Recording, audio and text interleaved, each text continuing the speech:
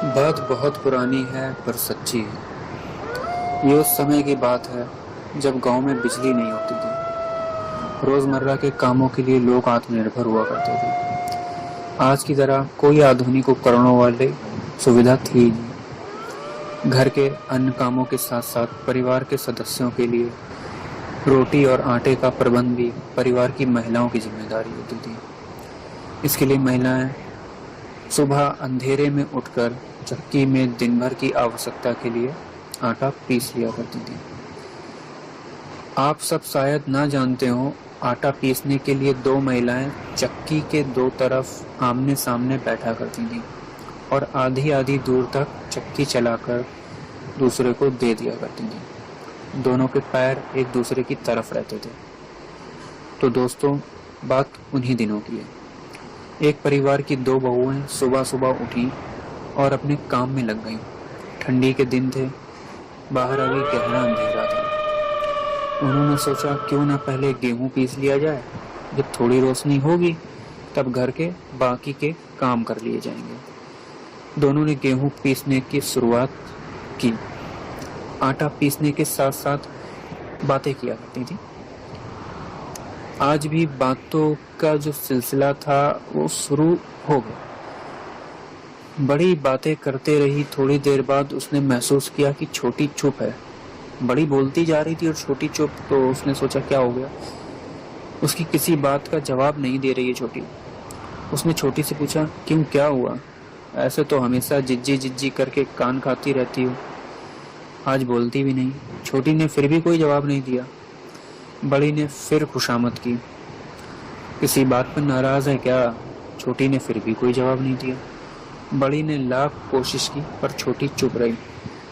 थक कर बड़ी भी फिर चुप हो गई। दोनों अपना काम करती रहीं। थोड़ी देर बाद सुबह की रोशनी चारों ओर फैलने लगी। बड़ी ने काम करते हुए अचानक छोटी के पैरों की ओर देखा। वो उसे उल्टे से दिखे। उसने छोटी से कहा, क्यों रे, तेरे पैर उल्टे कैसे दिख रहे हैं? तब छोटी ने घरघराती आवाज में कहा, हाथ पैर क्या देखती हो, जरा मुखड़ा तो देखो। जब बड़ी ने छोटी के चेहरे की ओर देखा तो उसकी आंखें फटी की फटी रह गईं। होशो हवास सुकून हो गया। छोटी की भयानक सूरत देखकर वह बदहवासी में उठकर भागी, किंतु बेहोश होकर वहीं गिर पड़ी।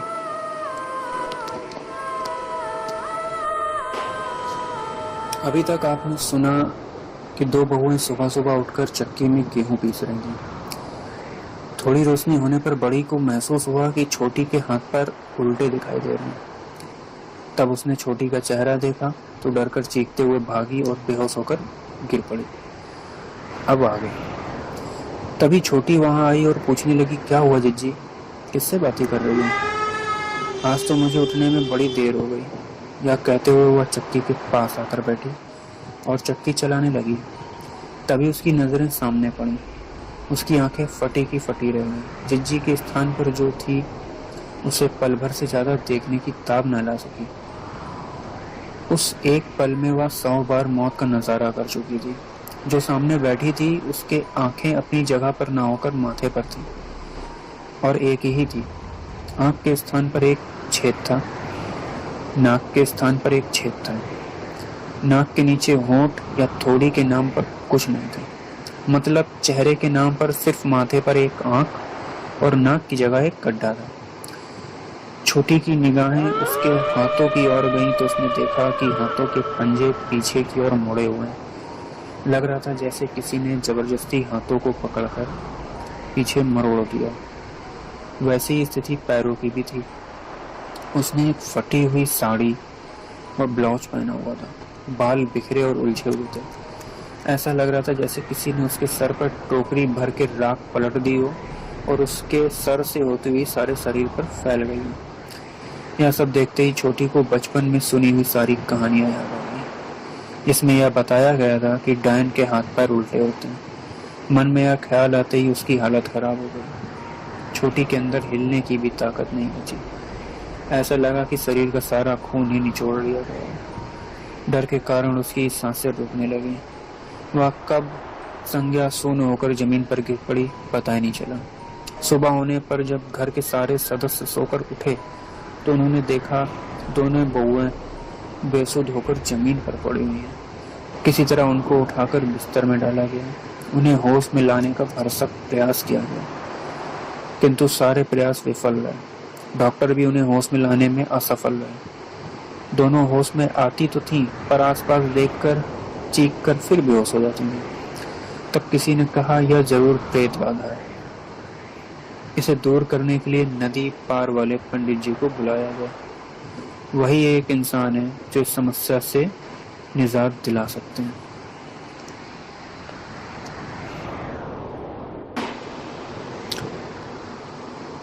तो नदी पार वाले पंडित जी के पास आखिरकार सब लोग गए। ये थे पंडित दीनानाथ। तो गौतम परिवार की दोनों बहुओं को उपचार करने के लिए इन्हें ही बुलाया गया। पंडित जी ने दोनों बहुओं की आंखें देखी और बड़ी ने अपनी आंखें खोल दी और दांत पीसकर भयानक आवाज में हंसने लगी। उसकी भयावह हंसी को देखकर व सुनकर वहां खड़े लोग स्तब्ध रह गए। हंसी इतनी खतरनाक थी कि सबके रोंगटे खड़े हो गए। पंडित जी ने जल मंगवाया, फिर हाथों में जल लेकर अभिमंत्रित किया और दोनों पर छींट दिया। दोनों के मुंह से गुर्राहट की आवाज निकलने लगी। वो दोनों ही पलंग पर 2-2 फुट ऊपर उछलने लगे। ऐसा लग रहा था मानो बिस्तर पर स्प्रिंग लगा हो। पंडित जी ने दोबारा जल छिड़का। दोनों बेचैन होकर छटपटाने लगे। पंडित जी ने पूछा, कौन हो तुम, क्या चाहते हो? पंडित जी के पूछते ही दोनों बहुओं ने अट्टहास करना शुरू कर दिया। पंडित जी ने अपनी झोली में से भभूत निकाला और दोनों के माथे पर मल दिया। दोनों छटपटाने लगी और कहने लगी, नहीं बताऊंगी। पंडित जी ने फिर पूछा, तुम्हें किसने भेजा है, तुम कौन हो? फिर भी जब उन्होंने कुछ नहीं बताया तो पंडित जी ने मंत्रोच्चारण करना शुरू किया। इससे दोनों ही चिल्लाने लगी, मुझे छोड़ दो, मैं कुछ नहीं जानती, मुझे छोड़ दो। पंडित जी ने पूछा, तुम कौन हो, यहाँ क्यों आई हो? मैं सुखोई हूँ, पड़ोस के गांव में रहती हूँ। पंडित जी ने पूछा, इन्हें क्यों परेशान कर रही हो? तो उसने कहा, मुझे कहा गया है इन्हें साथ लाने। पंडित जी ने पूछा, किसने भेजा है तुम्हें? सुखिया ने कहा, मैं नहीं बता सकती, मैंने बताया तो मुझे बहुत मार पड़ेगी। उसने मुझे अपने वश में किया हुआ है। मेरी अकाल मृत्यु हुई है। जिस दिन मेरी मृत्यु हुई उसी दिन उसने मेरी आत्मा को जागृत कर अपने वश में कर लिया था। अब वो जो कहती है मैं उसी का कहना मानती हूँ। अब वह जो भी काम करने को कहती है मुझे करना पड़ता है, नहीं करने पर वह मुझे बहुत परेशान करती है। यह कहकर वो रोने लगी और पंडित जी से विनती करने लगी कि उसे छोड़ दे। पंडित जी ने कुछ मंत्र पढ़ा और दोनों बहुओं के सर पर अपना हाथ रख दिया। दोनों ही जोर जोर से चिल्लाने लगे। पंडित जी ने पूछा, बताओ तुम्हें किसने भेजा है, वरना तुम्हें हंडिया में बंद करके ऐसी जगह दफना दूंगा जहां से तुम्हें युगों युगों तक कोई मुक्त नहीं करवा सकेगा। यदि तुम मुझे उसका नाम बता दोगी तो मैं तुम्हें मुक्त करवा दूंगा। आत्मा ने कहा, क्या सच में मुक्त करवा दोगे? पंडित जी के बार बार आश्वासन देने पर उस आत्मा ने बताया कि नदी पार के गांव की रामवती ने उसे भेजा। गौतम परिवार के सदस्यों ने जैसे ही नाम सुना उनके मुंह से सिसकारी निकल पड़ी। उन्होंने बताया कि वह तो हमारी रिश्तेदार है, हमें बहुत मानती है। पंडित जी ने कहा, किसके मन में क्या है कोई नहीं जानता, मैं उसे अभी यहाँ बुलाता हूँ। पंडित जी ने कहा, मैं अभी उसे बुलाने कौन जाएगा, नदी में बहुत पानी चल रहा है। तो गौतम जी ने कहा, पंडित जी अभी नहीं बुला पाएंगे, अभी नदी में पानी बहुत चल रहा है। फिर पंडित जी बोलने लगे, किसी को भी जाने की कोई ज़रूरत नहीं पड़ेगी, मैं मंत्र की शक्ति से उसे बुला लूँगा। हर हाल में उसे आना ही होगा। आप लोग हवन सामग्री व अग्नि का प्रबंध कीजिए। आनन फानन में हवन की व्यवस्था की गई। पंडित जी आसन पर हल्ती मारकर बैठ गए। मंत्रोच्चार के हवन का प्रारंभ हुआ। तब तक दोपहर का समय हो गया था। हवन का धुआं चारों ओर फैलने लगा।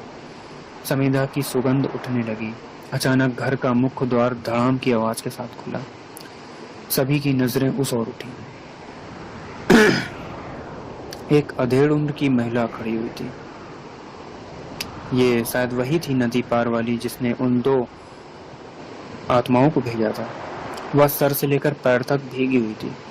उसके बालों व कपड़ों से पानी टपक रहा था। उसके एक हाथ में चिमटा तथा दूसरे हाथ में आटे की एक लोई थी। वह सीधी पंडित जी के सामने आ खड़ी हुई। पंडित जी से आंखें बंद किए हुए ध्यान मग्न थे। पंडित जी भी आंखें बंद करे हुए थे। उसने पंडित जी से कहा, पंडित मुझे क्यों बुलाया? मैं रोटी बना रही थी, एक रोटी तवे पर छोड़कर आई हूँ।